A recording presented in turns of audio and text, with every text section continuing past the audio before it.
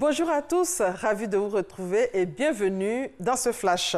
Le président est attendu en Égypte aujourd'hui pour le Forum Africa 2017 qui s'ouvre ce jeudi pour prendre fin le 9 décembre. C'est une importante rencontre portant sur l'investissement en Afrique. Mais hier, il a présidé un conseil des ministres qui a fixé l'âge limite des véhicules d'occasion. Taxi 5 ans, minicar 7 ans, car 10 ans, véhicules de tourisme 5 ans. Autre décision, c'est le départ volontaire à la retraite. Près de 1000 militaires quittent l'armée. Le Conseil s'est aussi félicité de la réussite du sommet Union européenne-Union africaine tenu les 29 et 30 novembre à Abidjan. Autre actualité, ce 7 décembre, c'est la date anniversaire du décès de Félix Houphouët-Boigny. Il faut dire qu'il y a 24 ans que la Côte d'Ivoire perdait son père fondateur. Félix Houphouët-Boigny a vécu 88 ans essentiellement consacré à la Côte d'Ivoire. Il a écrit les premières lettres de l'histoire du pays. C'était d'abord la lutte pour le bien-être des Ivoiriens et son combat pour la paix. Nous y reviendrons largement à 13 h. Dans le domaine de l'agriculture, en un quart de siècle, la production d'huile de palme a plus que doublé au détriment des forêts tropicales avec les problèmes liés au changement climatique. Aujourd'hui, les acteurs de la filière font face aux défis environnementaux, nous dit Lassine Bakayoko. Sardines en boîte, mayonnaise, sauce tomate, céréales, chocolat, glace, bref, la quantité de produits intégrant l'huile de palme est impressionnante. Des performances qui ne sont pas sans conséquences sur les écosystèmes.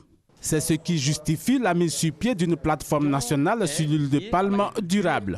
Notre pays compte développer une filière de palmiers à huile durable à l'horizon 2020 qui encourage le développement d'une huile de palme durable, la sécurisation foncière. Il s'agit de protéger la biodiversité, notamment par une utilisation réduite des produits chimiques, d'assurer le respect des droits territoriaux des populations locales, mais également de garantir la pérennité de l'huile de palme. C'est pourquoi le ministère de l'Agriculture a toujours fait partie de la délégation ivoirienne qui prend part aux conférences des parties sur le changement climatique, dont la dernière, la COP23, s'est tenue récemment à Berlin, en Allemagne. En 2016, la production ivoirienne de régime de palme s'est établie à 1,75 million de tonnes. L'activité génère 200 000 emplois et contribue à 3% du produit intérieur brut. La France était sous le choc hier après la mort à 74 ans de Johnny Hallyday, véritable monument national. Mais la star française est aussi passée par l'Afrique francophone avec des concerts à Abidjan et à Dakar dans les années 70 notamment.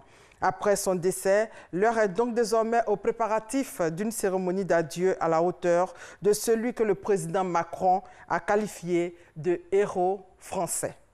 Le président français, justement, Emmanuel Macron, est arrivé ce jeudi au Qatar pour une courte visite au cours de laquelle il doit évoquer la lutte contre le terrorisme, la crise au Moyen-Orient et dans le Golfe et signer quelques contrats. Une visite juste après qu'hier soir, Donald Trump ait reconnu Jérusalem comme capitale d'Israël. Des appels à la grève ont été lancés ce jeudi dans les territoires palestiniens. Les condamnations internationales se multiplient. Cette décision américaine de reconnaître Jérusalem comme capitale de l'État d'Israël a mis en ébullition le monde arabo-musulman. L'Union africaine regrette une décision qui ne fera qu'accroître les tensions dans la région et au-delà. Réaction également dans les pays du Maghreb. Les dirigeants et institutions du monde entier se sont exprimés pour ou contre cette décision. Le Conseil de sécurité de l'ONU doit se réunir ce vendredi. Et voilà, c'est la fin de ce flash. Merci de votre fidélité. On se retrouve à 13 h.